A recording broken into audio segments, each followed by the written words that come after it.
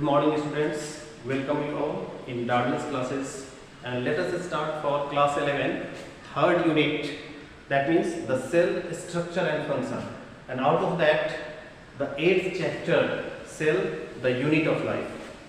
Last day हम लोगों ने चर्चा किया था regarding the unit cell structure and function, and in this unit the first chapter, this one is the 8th chapter, cell the unit of life, as the term indicates, as you have studied in class 9 cell theory, that means cells are the structural and functional unit of life.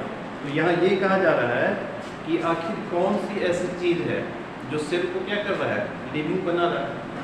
What makes the cell living, यानी कि कौन सी ऐसी चीज़ है जो non living में नहीं है. करते हो ना, differentiate between living and non living. तो what are the thing that makes the living different from that of the non living. और यदि हम लोग बात करें किसकी, कैरेक्टरिस्टिक की, जो लिविंग में कैरेक्टरिस्टिक्स है, या फिर हम ये कह सकते हैं कि क्राइटेरिया लिविंग बीइंग का क्या है, लक्षण क्या है, उसमें सबसे इंपॉर्टेंट लक्षण क्या होंगे, रिप्रोडक्शन. यदि रिप्रोडक्शन होता, तुम लोग जानते हो एक डंकी का नाम सुना है. यदि रिप्रोडक्शन होता वो डंकी क्या होती, नॉन लिविंग होती. रिप्रोडक्शन में पार्टिसिपेट करता है डंकी रिप्रोडक्शन में पार्टिसिपेट नहीं करता है. जयललिता का नाम सुना है, मायावती का नाम सुना है. वेस्ट बंगाल में मुख्यमंत्री कौन है, ममता बनर्जी का नाम सुना है. Whether they have participated in reproduction, living है या नहीं, ये लोग लिविंग है ना. बाबा रामदेव रिप्रोडक्शन में पार्टिसिपेट नहीं कर रहे हैं, तो रिप्रोडक्शन तो नहीं कर सकते हैं कि लिविंग बीइंग का इम्पोर्टेंट. हाँ, कैरेक्टरिस्टिक है लेकिन इम्पोर्टेंट कैरेक्टरिस्टिक नहीं है. Metabolism is the first and foremost criteria for being alive, because when metabolism will stop the cell will become dead. Cell क्या हो जाएगी, डेड हो जाएगी. मेटाबॉलिज्म क्या है, फर्स्ट एंड फॉरमोस्ट कैरेक्टरिस्टिक है. और इसीलिए जब हम लोग बायो पढ़ते हैं तब हम लोग बात किसकी करते हैं, फिजिक्स की बात करते हैं, केमिस्ट्री की बात करते हैं, क्योंकि सेल की स्टडी साइकोलॉजी है, लिविंग सेल की स्टडी करने की बात है. तो एट दैट टाइम यानी कि 1838-39 उस समय क्या थे, जो ऑप्टिकल इंस्ट्रूमेंट था, माइक्रोस्कोप्स थे, वो एडवांस नहीं थे. उससे जो स्टडी हुई एक लेवल तक हुई. लेकिन जैसे जैसे फिजिक्स में एडवांसमेंट हुआ, जो ऑप्टिकल इंस्ट्रूमेंट है, इलेक्ट्रॉन माइक्रोस्कोपी, क्योंकि सेल के अंदर जो चीज़ें हैं उसको हम लोग कंपाउंड माइक्रोस्कोप से सारी चीज़ों को नहीं देख पाएंगे. क्लास 9 में ना तुम्हारा ओनियन पिल देखना या फिर चिक सेल्स को देखना. Chick cell means animal cell, onion peel means plant cell. तो जब हम लोग यहाँ देखते हैं तो क्या होगा, किताब में देखते हो कि endoplasmic reticulum is there, DNA is there, लेकिन जब वहाँ देखते हैं तो दिखाई नहीं देता है, because the level of magnification in the compound microscope is not up to that level so that we can visualise the cell organelles. जो सेल ऑर्गेनल्स है उसको देखने के लिए उसकी जो कैपेसिटी है वो क्या है, कम है.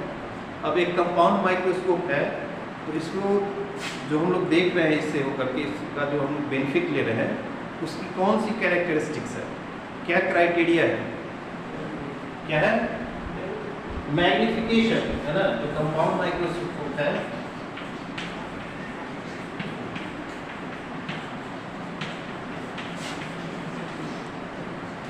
Compound microscope for magnifying the size of object, छोटी चीजों को कैसा दिखाता है, बड़ा करके दिखाता है, मैग्नीफाइड दिखाता है. तो इसका काम क्या है, मैग्नीफाई करना, यानी कि इसका प्रिंसिपल क्या है, मैग्निफिकेशन. क्या है, और मैग्निफिकेशन के लिए हम लोग क्या यूज करते हैं, यहाँ वी आर यूजिंग द कौन सा लेंस, मिरर में बेटा कॉन्केव बड़ा बनाएगा, समझ गया, और लेंस में कॉन्वेक्स बड़ा बनाएगा. समझ में आ रहा है? मिरर का उल्टा है ये। तो देखना माइक्रोस्कोप में जो मैग्निफिकेशन है, मैग्नीफाइंग पावर है, या हो सकता है फिजिक्स में पढ़ा होगा तुम लोग, कॉम्बिनेशन ऑफ लेंसेज। तो ये क्या है? This is combination of lens. There are two lenses, eye piece and objective. जो आंख के नजदीक है वो क्या है? Eye piece. और जो नीचे जो स्टेज है जहाँ पे स्लाइड रखते हैं उसके ऊपर एक लेंस है, और उसको क्या बोलेंगे? Objective, because that is near the object. जिसको विजुअलाइज करना है वहाँ पर ये है, ठीक है? तो देखना उसमें क्या होता है, देयर आर टू लेंसेज, और उस दोनों के ऊपर उसका पावर लिखा होता है। पावर का मतलब क्या है? How many times it is going to magnify the size of the object, कितने गुना ये बड़ा करके दिखाता है। तो आमतौर पे देखना ऊपर में जो लेंस रहते हैं उस पर लिखा रहता है 10x। क्या लिखा रहता है? 10x। That means it is increasing the size of the object bye 10 times, 10 गुना ये बढ़ा दिया, ठीक है? दूसरा रहता है 25x या 15x, यानी कि इतने टाइम। और वो क्या है? डिटैचेबल है, उसको हटा करके हम चेंज कर सकते हैं, बदल सकते हैं, ठीक है? तो ये हो गया किसका? आई पीस का। और नीचे से देखना जो ऑब्जेक्टिव है उसमें 2 लगे होते हैं या कई बार 3 लगा होता है। आइदर 2 और 3 lenses are there at the place of objective. उसको हम लोग रोटेट कराते हैं और फिक्स करते हैं स्ट्रेट लाइन में, ठीक है, दोनों लेंस को। तो वहाँ क्या होगा? वहाँ दूसरा लेंस है और उसकी भी क्या पावर होगी? 10x, 40x, 25x। तो इसको हम क्या करते हैं? ये वेरिएबल है, ये सभी क्या है? वेरिएबल है। इसको हम लोग क्या कर सकते हैं? अपने हिसाब से, अपने नीड के आधार पर इसको हम लोग चेंज कर सकते हैं। तो जो मैक्सिमम मैग्निफिकेशन होगा भी तो कितना होगा? 25 × 40। 25 × 40 कितना हुआ? जो मैग्निफिकेशन होगा, टोटल मैग्निफिकेशन यही होगा, इसको मल्टीप्लाई करेंगे तो इधर मैक्सिमम क्या है? 25 है, और इधर मैक्सिमम क्या है? 40 है। कितने टाइम्स ऑब्जेक्ट बड़े दिखाई देंगे? तो यहाँ क्या होगा? 10 × 10 means the object will be enlarged by 100 times. कितने टाइम्स? 100 टाइम्स। यहाँ क्या होगा? 25 × 4 कितना हो गया? 1000। यानी कि इसकी जो मैग्नीफाइंग कैपेसिटी है वो कितना है? 1000 टाइम्स है। कंपाउंड माइक्रोस्कोप का जो ओवरऑल जो कैपेसिटी है वो क्या है? Up to 2000 times. यानी कि इसमें जो मैग्निफिकेशन होगी वो क्या होगी? 2000 टाइम्स होगी। लेकिन बहुत सारे सेल ऑर्गेनल्स ऐसे हैं जिसके लिए ये भी सफिशिएंट नहीं है। ये क्या है? इनसफिशिएंट है। तब क्या होगा? There is electron microscopy. और इलेक्ट्रॉन माइक्रोस्कोपी का जो कैपेसिटी है वो कितना टाइम है? The electron microscope having the capacity to magnify the object by 2 lakh times, 2 lakh गुना बड़ा दिखाएगा। And that is sufficient for studying the cell. Cell की स्टडी करने के लिए this is the microscope and this one is the base. कोई भी object होगा, है ना, जहाँ टिकेगा, जहाँ रहेगा, वो क्या होगी? बेस होगी। ये क्या है? स्टेज। जहाँ पे कोई वर्क हो रहा है उसको हम लोग क्या बोलते हैं? स्टेज। ना, स्टेज पे क्या होता है? डांस होता है। कार्यक्रम कहाँ होता है? स्टेज पे। तो ये स्टेज है, और स्टेज के ऊपर ही हम लोग क्या करते हैं? प्लेस करते हैं। किसको प्लेस करते हैं? स्लाइड को। जो भी ऑब्जेक्ट जिसको देखना उसको कहाँ रखेंगे? स्लाइड के ऊपर रखेंगे, और इस स्लाइड को क्या करेंगे? इसके ऊपर रख करके फिर क्या करेंगे? इसको फिक्स कर देंगे। तो ये क्या है? Clips are there. There are 2 clips for fixing the slide on the stage. और क्या होंगे इसमें? नॉब है ये, देखो जैसे ये इसको घुमाते हैं दिखाई दे रहा है, क्या हो रहा है? ऊपर और नीचे जा रहा है। तो ऊपर और नीचे जाने से क्या होगा? The distance between object and objective increases और डिक्रीज। ये क्या हो गया? स्टेज के नीचे जा रहा है, नजदीक जा रहा है। ये क्या है? ऊपर जा रहा है। नहीं, तो ये डिस्टेंस को मेंटेन करने के लिए तो ये क्या एडजस्टमेंट कर रहा है। क्या कर रहा है? Adjustment is there. तो इसको क्या बोलेंगे? Adjustment screw. और इसको बोलते हैं रफ या कोर्स। कोर्स समझते हो? मोटा, रफ। यानी कि मोटा मोटी इससे हम लोग क्या करेंगे, एडजस्ट कर लेंगे और फिर फाइनली देखेंगे और फिर क्या करेंगे, इससे एडजस्ट। इसमें दिखाई नहीं दे रहा होगा, लेकिन जब यहाँ विजुअलाइज होगी, जब देखोगे आंख लगा करके फिर इसे करोगे, this one is the fine adjustment screw, course adjustment screw, fine adjustment screw, objective, detachable, और ये अलग अलग पावर के होंगे, 10x, 15x, 25x। This one is the 15x, ये 15x है, that means it magnifies the object bye 15 times. और नीचे क्या है, देखो ये, इसको हम क्या कर सकते हैं, चेंज कर सकते हैं, यानी कि यहाँ जो है इसकी स्ट्रेट लाइन में जिसको भी चाहे उसको रख सकते हैं। तो ये क्या है, 10, 25 एंड 100, तो यहाँ 15 और यहाँ 10, मैग्निफिकेशन कितना हो गया, 15 मल्टीप्लाइड बाई 10, 150 टाइम्स, नहीं 150 times. This is the magnification and this is the optical instrument through which the cytology came into existence। जो सेल की स्ट्रक्चर है, सेल की स्टडी है, वो इन्हीं ऑप्टिकल इंस्ट्रूमेंट की बदौलत आया। और इसमें जैसे जैसे एडवांसमेंट होता गया, क्या हो गया, नॉलेज बढ़ता गया, किसका, बायोलॉजी का। और साथ ही साथ जो chemistry means chemicals are there inside cytoplasm, there is chemicals. तो हम लोगों ने जो बात की है कि लिविंग बीइंग का the main characteristic, the first and foremost criteria for being alive is metabolism. And metabolism means sum total of all the chemical reactions going inside the cell. Chemical reactions means involvement of various types of chemicals, and these chemicals are coming from the diet which we are taking. Carbohydrate, protein, vitamin and minerals, everything we are taking. If anything is lacking in our diet, that will lead to malnutrition, resulting into deficiency disease. Iodine की कमी होगी, क्या होंगे, vital होगा। Iron की कमी होगी, क्या होगा, एनीमिया होगी। विटामिन ए की कमी होगी, night blindness. These are the chemicals, these are the minerals. तो इन सारी चीज़ों का क्या करना है, स्टडी करना है हमें, और इसीलिए टर्म दिया गया क्या, रिडक्शनिस्ट्स, फिजिको केमिकल, फिजिक्स भी है और chemistry। For metabolism there is a need of chemicals, there are chemicals inside the cell, chemicals reactions are going on, and this metabolism may be categorized into, इसको बोलते हैं इसमें कंस्ट्रक्टिव और किसको destructive. इसका कोई एग्जांपल बताओ। So the metabolism may be classified, that is the all sum total of chemical reactions are of two types, either of constructive anabolism or of destructive type। That means synthesis is there, breakdown is there। Synthesis like photosynthesis, anabolism, respiration, catabolism। So in living cell, both the reactions are going on continuously, and it maintains the life during growth period. After birth, there will be growth, and growth means there is accumulation of material, there is synthesis of material, formation of new cells, and for formation of new cells there will be synthetic processes। That means anabolism will be faster, overall anabolism is higher or much more than that of the catabolism।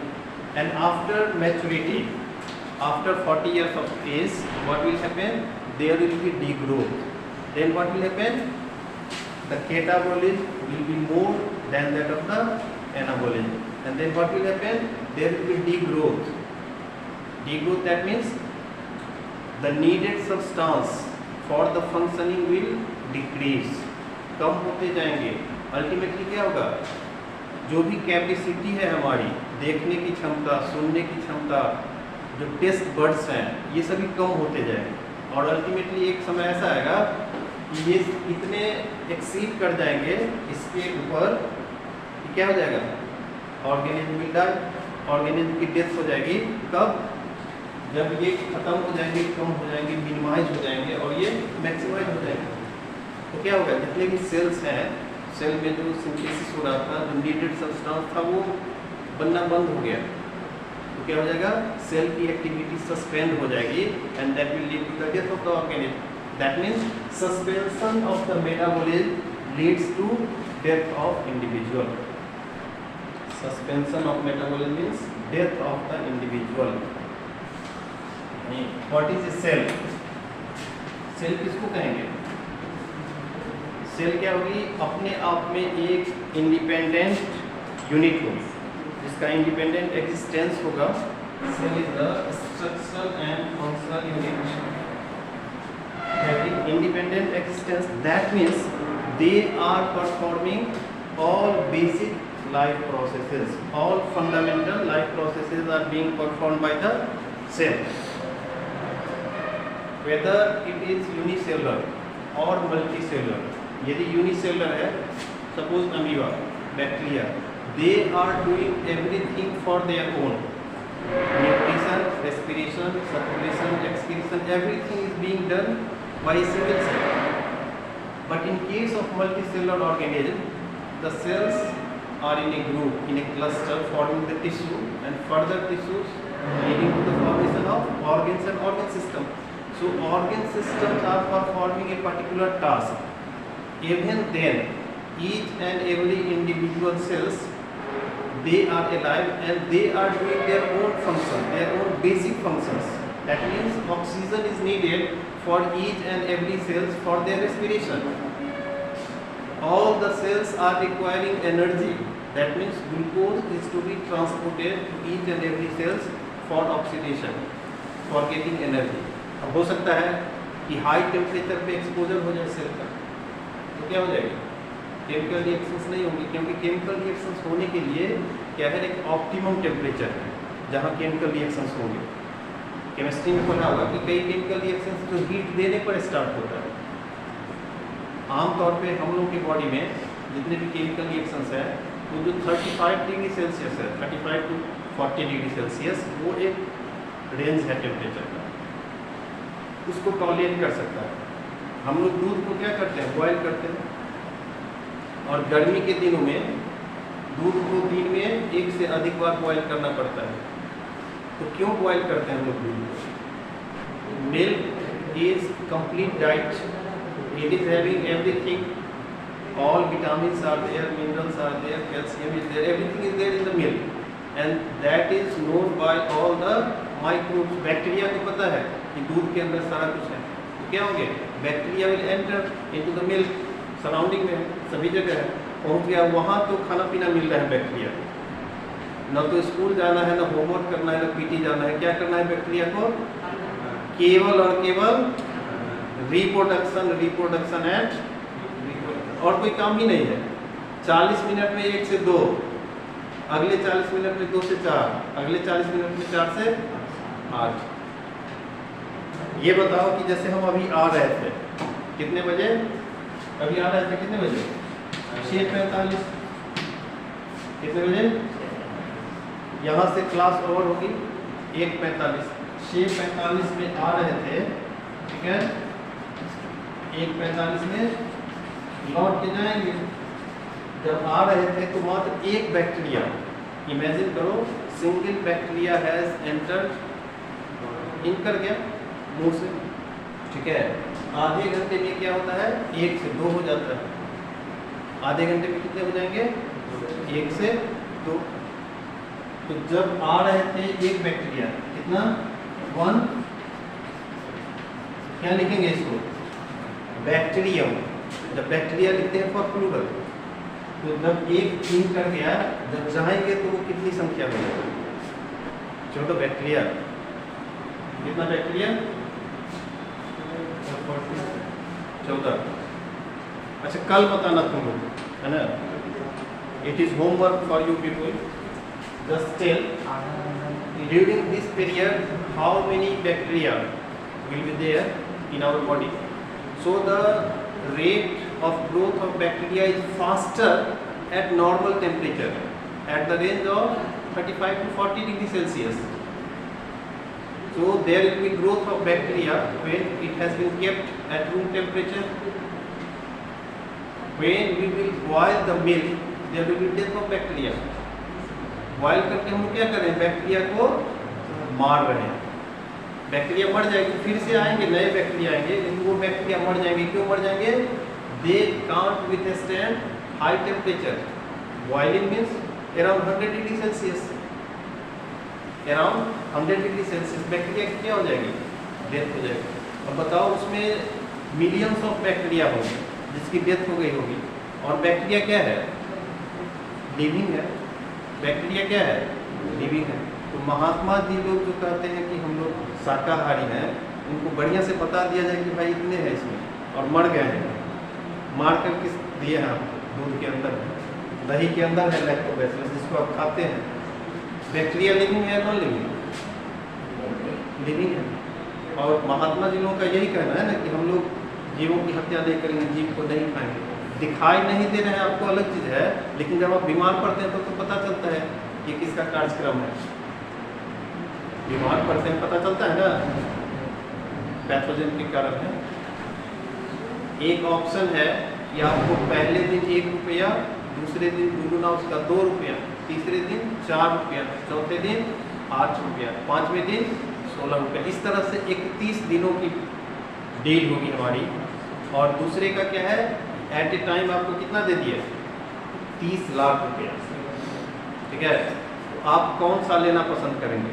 30 lakh का मालिक बन के बैठ जाएंगे या इंतजार करेंगे 2 रुपये 4 रुपये 8 रुपये? कौन सा बेहतर होगा? 30 लाख। तो इसको जोड़ करके देखिएगा आप लोग कि पहला दिन आपको 1 रुपया दिए 128, और लास्ट में देखिएगा कि आफ्टर 31 डेज जो अमाउंट होती है वो क्या होगा। तो पता चलेगा कि बैक्टीरिया का ग्रोथ कैसे होता है। और ये जो आप कह रहे हैं 14 और 7 और 28 और 128, ये बहुत छोटी संख्या है, बहुत बड़ी संख्या है। इसको बोलते हैं हम लोग ज्योमेट्रिक प्रोग्रेशन। 2 जोड़ 2 जोड़ 2 करते हैं ना, 2 4 6 8 10, दैट इज अरिथमेटिक प्रोग्रेशन। ये क्या है, ज्योमेट्रिक प्रोग्रेशन होगी, मल्टीप्लाई करते जाएंगे और ये संख्या बहुत अधिक हो जाती है। Now it's the time for our morning assembly, so let us proceed for our morning assembly. Thank you one and all, have a nice day.